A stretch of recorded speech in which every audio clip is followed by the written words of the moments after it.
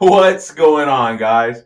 I'm your host, Jason Grubbs, and this is the Do Not Diminish podcast, the show where we tell the truth, the whole truth, and nothing but the truth. So help me God. Do you ever feel uncomfortable expressing yourself to God? Well, let me reassure you that God can handle all of your emotions. Let's talk about this and more today. This is episode 52. Let's dive on in.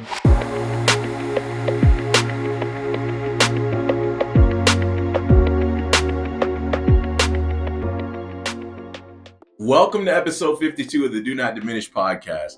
On today's episode, we're going to be talking about how God can handle all of our emotions. And this is a subject that came to me because sometimes we often feel like it's not okay to fully express ourselves to God. I don't know if it's things that we've seen on TV or maybe ways that we've been taught, and maybe some of the only examples we've seen. We've only seen people be very stoic, very rigid in their relationship with God. But the thing is, God can handle all of our emotions. What God desires most from us, He obviously desires respect and reverence, and He commands that. But He also desires authenticity, and He wants us to be real with Him.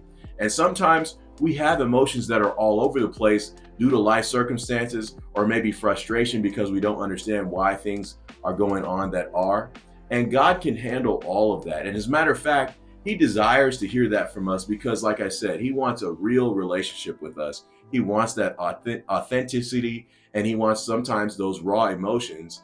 And the greatest example I can think of that comes in the book of the Psalms. I love the book of Psalms because it does show so many different layers of emotion and how our relationship with God can be, and the sincerity and the intimacy that can come from that.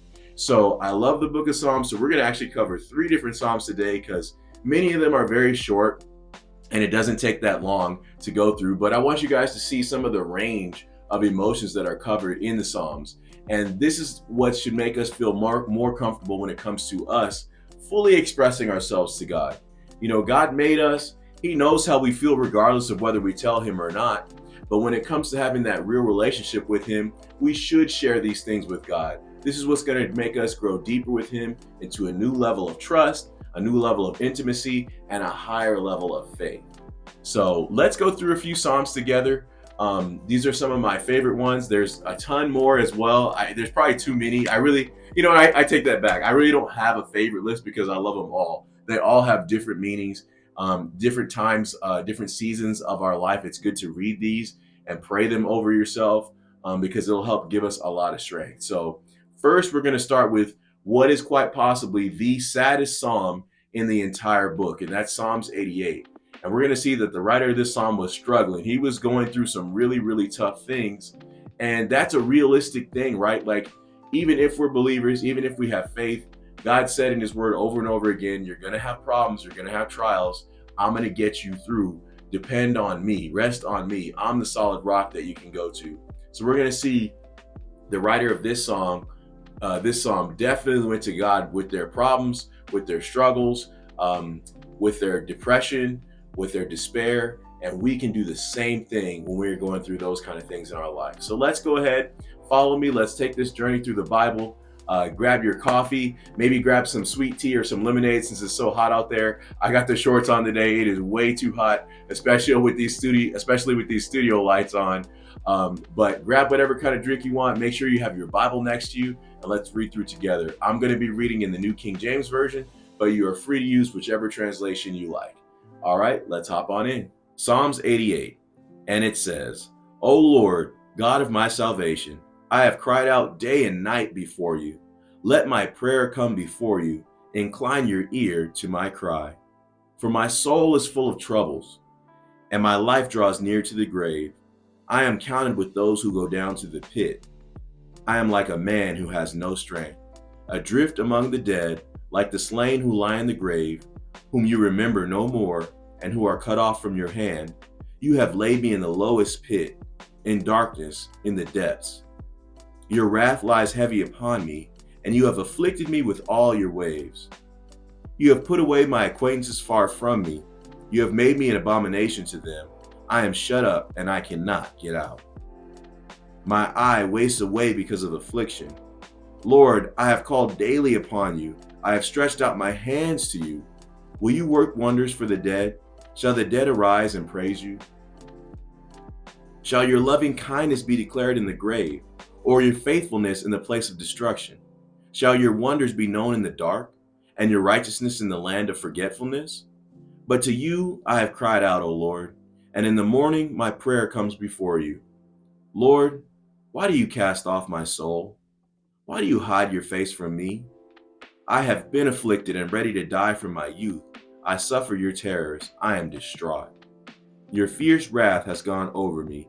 Your terrors have cut me off. They came around me all day long like water. They engulfed me altogether.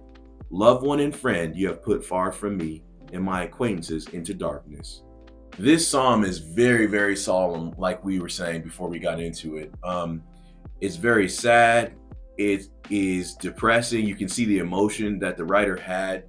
And a lot of psalms are sad like this, but they often end in a high note with the psalmist looking to God for help.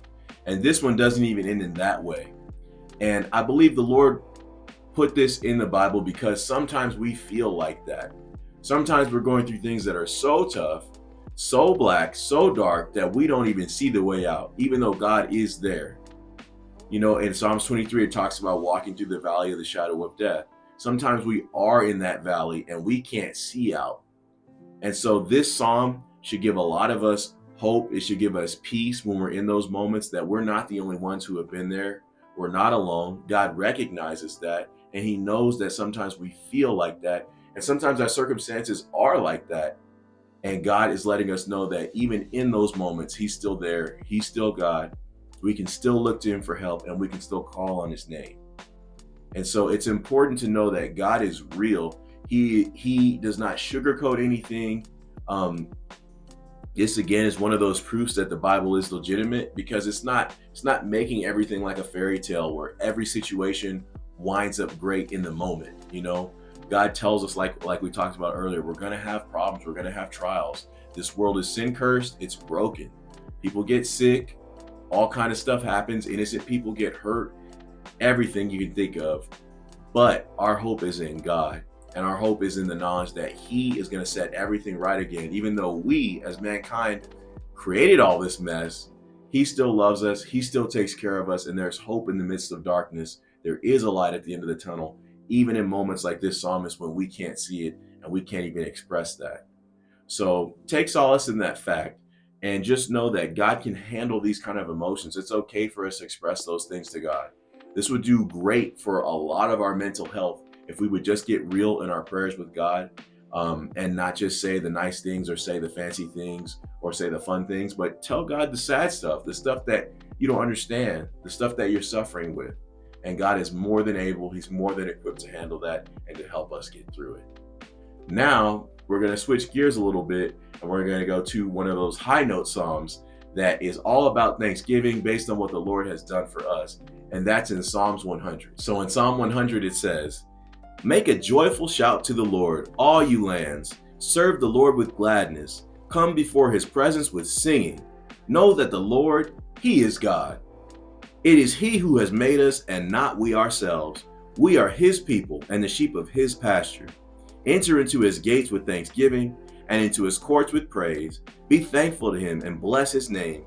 For the Lord is good, his mercy is everlasting, and his truth endures to all generations." So this is one of those just fantastic psalms that makes you happy. This is a great psalm to read when you are happy, when you are in a good mood, when God has done something for you and you want to celebrate, you want to thank him for his faithfulness and his goodness and his mercy. This is a great psalm for that, to read it during those times and just feel the love of God and feel the gratefulness and the gratitude that we should all have for God. Those emotions will just swell up, and it'll make you sing, it'll make you want to dance, all that kind of stuff. I tend to think of a couple things when I read this psalm, and that is, if you guys remember the story of when David brought the Ark of the Covenant back into the city after they had their first attempt went horrible because they weren't following the way God told them to do it. They figured that out, they got it corrected, and then they brought it back, and there was this huge celebration, this huge party, all the people offering gifts and everything like that, David giving out gifts to the people. And I think it just that joy that we're going to have when it's time for us to come into that kingdom age and we're all in God's presence, and that celebration of look what Jesus has done for us, and now we get to spend eternity with him. There's going to be singing and dancing and everything. It just makes me happy just thinking about when that's going to happen, and all this suffering, everything that we just talked about in the previous psalm, all that is a thing is the past at that point.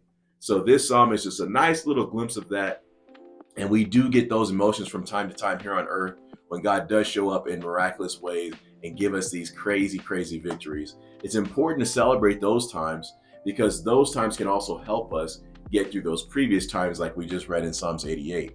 When you can celebrate those good wins, those victories that God has conquered and given you the victory in those battles, those can help you get through those hard times. And you can remember, yeah, this is really tough. I don't understand this. This is insane. But I remember when God got me through other seasons before and got me the victory. And God, I'm going to celebrate you even when I don't see the way out this time. So it's important that we get both of these things. And that's why the Psalms are so important, because you're going to see Psalms from all kinds of emotions, even from frustration and anger, praying for justice, prayers for mercy and forgiveness. Really the full gamut of emotions you're going to find in the Psalms. And that's why this book is just so important. And it's a great lesson for us, again, that we can express ourselves fully to God. So as we end this episode, though, I want to cover one more Psalm. This is a great Psalm. Psalm 20 is, again, I hate to say one of my favorites because I love so many of them, but this is definitely on that list. Psalm 20 is a great Psalm of blessing when you want to bless someone. And so I would like to bless every single person who takes the time to listen to this podcast, whether you listen to 1 minute of an episode or you listen to the whole thing. I would like to pray this prayer, this Psalm over you, and that is Psalms 20. And this is also a Psalm of David. And it says, "May the Lord answer you in the day of trouble. May the name of the God of Jacob defend you. May he send you help from the sanctuary and strengthen you out of Zion. May he remember all your offerings and accept your burnt sacrifice. May he grant you according to your heart's desire and fulfill all your purpose. We will rejoice in your salvation, and in the name of our God we will set up our banners. May the Lord fulfill all your petitions. Now I know that the Lord saves his anointed. He will answer him from his holy heaven with the saving strength of his right hand. Some trust in chariots and some in horses, but we will remember the name of the Lord our God. They have bowed down and fallen, but we have risen and stand upright. Save, Lord, may the King answer us when we call." So this is obviously a psalm of blessing, a psalm of gratitude, a psalm of thanks and trust and assurance in God's provision. And that is what I'm feeling right now. For everybody that listens, you guys bless me. Hopefully the things that I talk about on these podcasts blesses you. And so I pray that you are blessed by it. And I pray that God would answer your prayers and that he would be there and listen to you when you call. And I know that if you call on him in mercy and in truth, he certainly will. So until the next time, I hope you all have a blessed week. Peace.